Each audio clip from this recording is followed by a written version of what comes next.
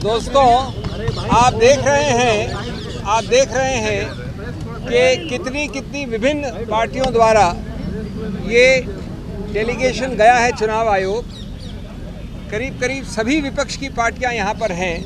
मैं नाम नहीं लूँगा, आप चेहरे देख रहे हैं। गौर करने वाली बात यह है कि ये आयोजन कल लेट रात्रि को हुआ है, लेट, क्योंकि आप जानते हैं जिस प्रकार का गैरकानूनी एक्शन लिया गया है वो भी लेट रात को लिया गया था।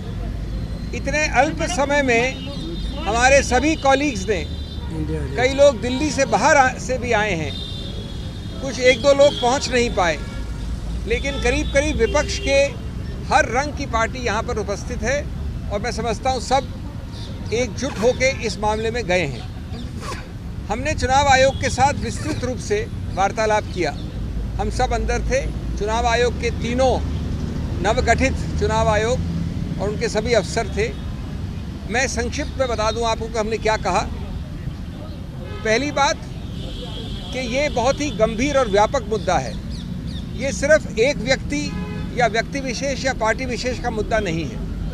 ये मुद्दा व्यापक इसलिए है क्योंकि ये सीधा संबंध रखता है भारत के संविधान के मूल ढांचे से, जिसको आप बेसिक स्ट्रक्चर कहते हैं।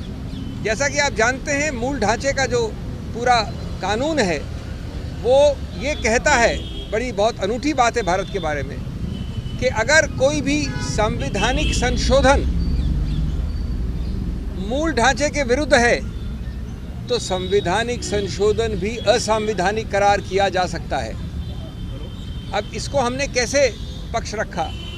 जब आप इस प्रकार की चुनाव के लिए जो एक समतल ज़मीन आवश्यक है, अति आवश्यक है, अनिवार्य है, समतल ज़मीन, उस समतल ज़मीन को आप बदल देते हैं, उसको समतल नहीं रहने देते हैं दुरुपयोग करके एजेंसीज द्वारा, तो उसका सीधा दुष्प्रभाव पड़ता है स्वतंत्र निष्पक्ष चुनाव पर, फ्री एंड फेयर इलेक्शंस। उसका सीधा दुष्प्रभाव आगे पड़ता है गणतंत्र लोकतंत्र पे, डेमोक्रेसी।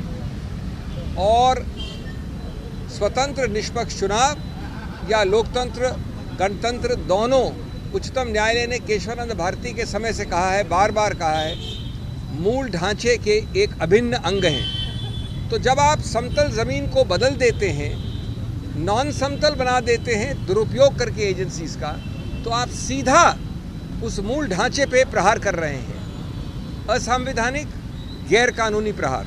ये एक मूल मुद्दा है और इसके लिए सबसे बड़ा पुलिसमैन इस समतल ज़मीन का संविधान ने बनाया है, चुनाव आयोग को बनाया है। सिर्फ कोई स्टैट्यूटरी गठित संस्था नहीं है, ये संवैधानिक संस्था है। तो हमने उनको उनके उत्तरदायित्व की याद दिलाई और कहा कि आप बेझिझक होकर इस मामले में हस्तक्षेप करें। दूसरा पहलू हमने बड़ा रोचक रखा उनके सामने। हमने उदाहरण तो दिए, अभी मैं 2-3 दूंगा।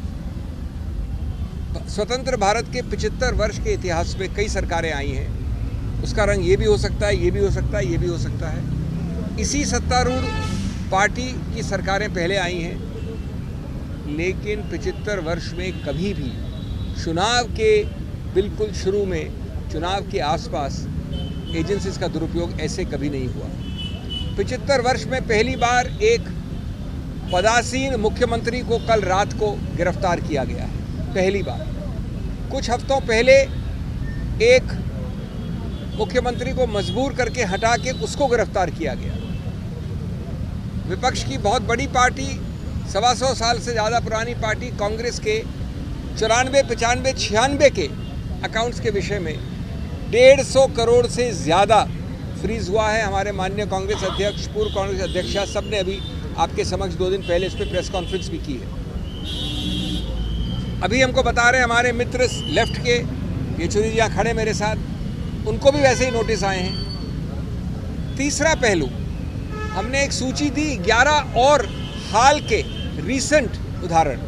पुराने उदाहरण तो सैकड़ों हैं, वो 11 के 11 एनसीपी से लेकर, टीएमसी से लेकर, कांग्रेस से लेकर विपक्ष के हर पार्टी पे है जहां पर एजेंसीज का दुरुपयोग हुआ है, गिरफ्तारी हुई है। लेकिन एक भी उदाहरण नहीं है सत्तारूढ़ पार्टी का। ये कौन सी जादुई पुड़िया खाई है सत्तारूढ़ पार्टी ने कि हर अच्छाई वहाँ है, हर बुराई यहाँ है, या सिर्फ बुराई दिखती यहाँ पर है? अगर बुराई वहाँ है तो दिखती नहीं है। वॉशिंग मशीन का तो उदाहरण आपने बहुत सुन लिया है, लेकिन ये समतल ज़मीन की मूल ढांचे को प्रहार करता है। हमने 11 लिखित और उसके अलावा 14 उदाहरण दिए हैं अभी अभी चुनाव आयोग को। तीसरा पक्ष ये है कि अगर कुछ गलती भी हुई है तो आपने कहीं ये नहीं दिखाया कि अभी इसी वक्त एजेंसीज़ की रेड आवश्यक है, अभी इसी वक्त इनकी गिरफ्तारी आवश्यक है। अरे भाई, अगर कोई नोटिस या कोई कार्रवाई 2023 से चल रही है तो आप 2 महीने और नहीं रुक सकते? आपको जो कार्रवाई करनी है आप करिए, लेकिन ये क्या कि आप चुनाव के पहले वोट पड़ने से पहले ही चुनाव जीत जाना चाहते हैं। आप पहला वोट पड़ा नहीं, उसके पहले जीत जाना चाहते हैं आप। कानूनी तरीके से नहीं, गणतांत्रिक तरीके से नहीं। तो ये मामले जिसको कहते हैं आवश्यकता या ज़रूरत अरेस्ट की, वो किसने दिखाया है? मेरे पास अधिकार क्षेत्र है तो मैं अरेस्ट कर लूँ। चौथा, हमने बताया कि आपके जो कई सारे सर्कुलर हैं चुनाव आयोग के, उसमें भी ये वंचित है।